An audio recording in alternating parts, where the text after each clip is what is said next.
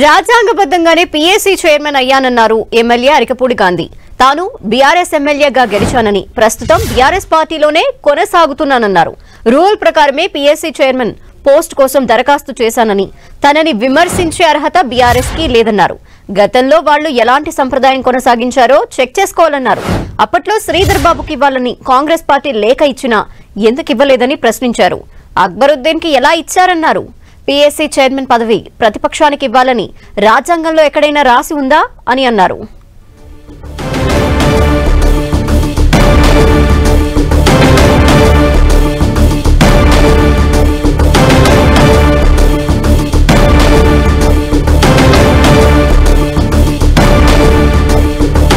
తాను కాంగ్రెస్ లో చేరలేదని, అభివృద్ధి పనుల కోసమే సీఎం రేవంత్ రెడ్డిని కలిశానంటున్న ఎమ్మెల్యే అరికెపూడి గాంధీతో మా ప్రతినిధి Pratap face to face.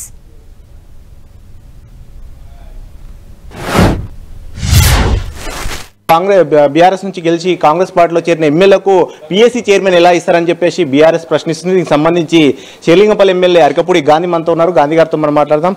Sir చెప్పండి, మీరు బీఆర్ఎస్ నుంచి గెలిచినప్పటికీ కూడా కాంగ్రెస్ పార్టీలో వచ్చిన ఎమ్మెల్యేకి ఏ విధంగా ఇస్తారని చెప్పేసి బీఆర్ఎస్ ప్రశ్నిస్తుంది. దీనికి సంబంధించి హరీష్ రావు చాలా ఘాటైన కామెంట్స్ కూడా చేశారు. రాహుల్ గాంధీ కూడా ప్రశ్నిస్తూ కూడా కొన్ని కామెంట్స్ కూడా చేయడం జరిగింది. హరీష్ రావు గారు ఘాటు కామెంట్స్ నేను కూడా కొన్ని విన్నా. బీఆర్ఎస్ శాసనసభ్యుడిగా నేను నామినేషన్ వేశా. ఒక పెద్ద కాన్స్టిట్యున్సీ 3 సార్లు గెలిచినటువంటి శాసనసభ్యుడిగా, షేర్లింగంపల్లి శాసనసభ్యుడిగా పీఎస్సీ చైర్మన్గా నామినేషన్ వేశా. స్పీకర్ గారు, చైర్మన్ గారు, శాసనసభ వ్యవహారాల మంత్రి గారు, ముఖ్యమంత్రి గారు కలిసా. నాకు అవకాశం ఉండమని అడిగా. చక్కటి అవకాశం ఇచ్చారు. ఈ అవకాశాన్ని రాష్ట్రానికి గర్వంగా ముందుకు పోవడానికి ఏమేమి అవకాశాలు ఉన్నాయో అన్ని అవకాశాలని వాడుకొని ముందుకు తీసుకెళ్ళడానికి ప్రయత్నం చేస్తాం. పీఏసీ చైర్మన్ అనే పోస్ట్ను ఒక సాంప్రదాయబద్ధంగా చూసినట్లయితే కనుక ఎల్ఓపీ అంటే ప్రధాన ప్రతిపక్ష నేత సూచించిన వ్యక్తికి ఇవ్వాలనేది ఒక సాంప్రదాయబద్ధంగా నడుస్తున్నది. కానీ దాని సాంప్రదాయాన్ని పూర్తిగా డివేట్ చేసి కొత్త సాంప్రదాయాన్ని నెలకొల్పారు అనేది బీఆర్ఎస్ వాదన. సాంప్రదాయాన్ని ఎవరు కాల రాశారు అనేది ముందు క్వశ్చన్ రావాలి. గత ప్రభుత్వంలో 22 మంది శాసనసభ్యులు, కాంగ్రెస్ సభ్యులు గెలిస్తే 12 మందిని మనం తీసుకొని మంత్రి పదవులు ఇచ్చాం. కాంగ్రెస్ పార్టీ శ్రీధర్ బాబు గారిని పీఎస్సీ కమిటీ చైర్మన్ నియమించమని లెటర్ ఇచ్చింది. ఇచ్చామా? సాంప్రదాయాన్ని కాల రాశాం కదా. అక్కడ అనే సాంప్రదాయం ఎవరు తీసుకొచ్చారు? మనమే కదా. 2 టర్మ్లో మనమే తీసుకొచ్చాం. ఒక రూల్ పొజిషన్ అపోజిషన్కి ఇవ్వాలని రూల్ లేదు. సాంప్రదాయాన్ని రకరకాలుగా మనం దాన్ని భ్రష్టు పట్టించాం. ఇంకా సాంప్రదాయాన్ని పాటించే కార్యక్రమం ఎక్కడుంది? ఇప్పుడు కూడా సాంప్రదాయాన్ని పాటించారని అనుకుంటున్నాను నేను. బీఆర్ఎస్ పార్టీ శాసనసభ్యుడిగా బీఆర్ఎస్ పార్టీ అభ్యర్థికి పీఎస్సీ చైర్మన్ ఇవ్వటం అనేది గొప్ప విషయం. బీఆర్ఎస్ లో ఉన్నారా మీరు? ప్రజెంట్ ఇప్పుడు బీఆర్ఎస్ శాసనసభ్యుడిగా ఉన్నా. బీఆర్ఎస్ శాసనసభ్యుడిగా గెలిచా, గౌరవించాలి కదా. నేను దీనికి రిజైన్ చేశా, అక్కడికి వెళ్ళలేదు కదా. బీఆర్ఎస్ పార్టీలో ఉన్నా అని అనుకోవాలి కదా. నేను ఈ పార్టీకి రిజైన్ చేశాను. పద్ధతి ప్రకారం శాసనసభ్యుల సాక్షులుగా పెట్టి నేను నామినేషన్ వేశా.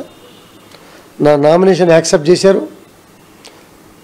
పెద్ద మనసుతో నన్ను పీఎస్సీ చైర్మన్గా ఆమోదించారు.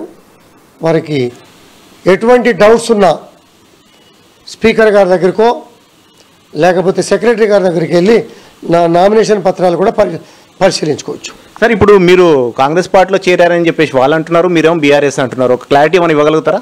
7.5 లక్షల ప్రజానీకం, 29 రాష్ట్రాల ప్రజానీకం ఉన్నటువంటి కాన్స్టిట్యున్సీలో అభివృద్ధి కోసం వెళ్ళి ముఖ్యమంత్రి గారిని కలిసా. గతంలో కన్నా నీకు చక్కటి అభివృద్ధి ఇస్తా, కలిసి పనిచేసుకుందాం రా, చక్కటి అభివృద్ధిని ఇస్తా అని చెప్పి ముఖ్యమంత్రి గారు చెప్పారు. దాన్ని గౌరవించి, ఒక ముఖ్యమంత్రిగా గౌరవించి ఒక భగవంతుడి కండువాతో సన్మానించాం. వారు కూడా పెద్ద మనసుతో ఒక దేవుడు కండవతో నాకు కండవ వేశారు. దాన్ని ఏమైనా చేయి గుర్తుందా, ఇందిరాగాంధీ బొమ్మ ఉందా? ఇది పద్ధతి కాదు. గత 10 ఏళ్ల అనుభవాల్ని దృష్టిలో పెట్టుకొని మనం ఏం చేసాం, మనం చేసిన భాగంలో కనీసం నీ ఆలోచనలకి నీయే ఆలోచనలు అనుకుంటే తప్పు, నీకన్నా పై ఆలోచనలు చేసేవాళ్ళు కూడా చాలామంది ఉంటారు. ఇటువంటి వాటి కూడా పునరాలోచనలు చేసుకోవాలా. గతంలో చేసినటువంటి మన పాపాలే మనం వెంటాడుతూ ఉంటాయి, అది కూడా గమనించాలా. సహచర శాసనసభ్యుడికి నాతో పాటు మన పార్టీలో గెలిచిన శాసనసభ్యుడినే మీరు ఓర్చుకోలేని స్థితిలో ఉన్నారు అని అంటే మీ మనోభావాలు ఏంటి, మీ అహంభావాలు ఏంటి అనేది ఇప్పుడు అర్థమవుతున్నాయి అనేది నా భావన. సార్, నిన్న హైకోర్టు కూడా ఒక తీర్పు ఇవ్వడం జరిగింది. ఫిరాయింపులకు సంబంధించి కూడా దానం నాగేందర్ విషయంలో కానీ, కడియం శ్రీహరి, తెల్లం వెంకటరావు, ముగ్గురు విషయంలో వాళ్ళు కోర్టుకు వెళ్ళారు కాబట్టి దానిపైన కూడా 4 వారాలు తేల్చాలన్నారు. దీనికి సంబంధించి మీరేం చెప్పదలుచుకుంటారు? కోర్టు ఏమి తీర్పు ఇచ్చినా గౌరవిస్తాం, స్పీకర్ గారి నిర్ణయాన్ని గౌరవిస్తాం. భవిష్యత్తులో ఎటువంటి ఎలక్షన్స్ వచ్చినా ధైర్యంగా ఎదుర్కోవడానికి సిద్ధంగా ఉన్నాం తప్పించి వెనక అడుగు వేసే ప్రసక్తి లేదు. మీ 7 మంది కూడా మీరు కూడా పార్టీ కన్వా కప్పుకున్నారు, మీరు కూడా పార్టీ ఫిరాయింపులు చేశారని చెప్పి మీ పైన కూడా కోర్టుకు వెళ్తాం, ఖచ్చితంగా మిమ్మల్ని కూడా పదవి కోల్పోయే విధంగా చేస్తామని చెప్పేసి బీఆర్ఎస్ నేతలు గట్టిగా చెప్తున్నారు.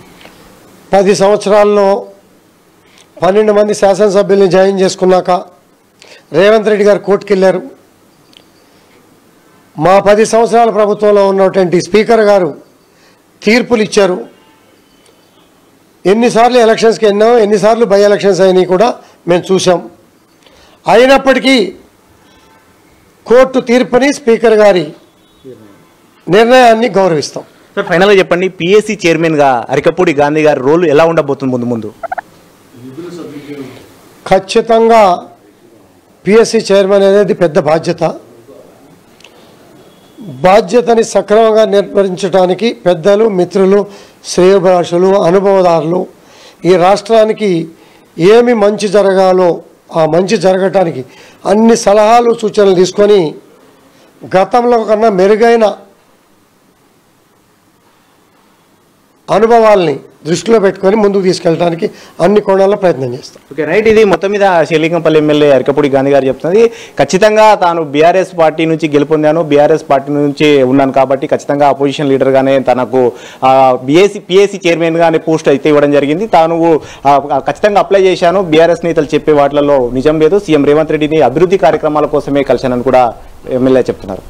భిక్షపత్తో ప్రతాప్, 10 టీవీ, హైదరాబాద్.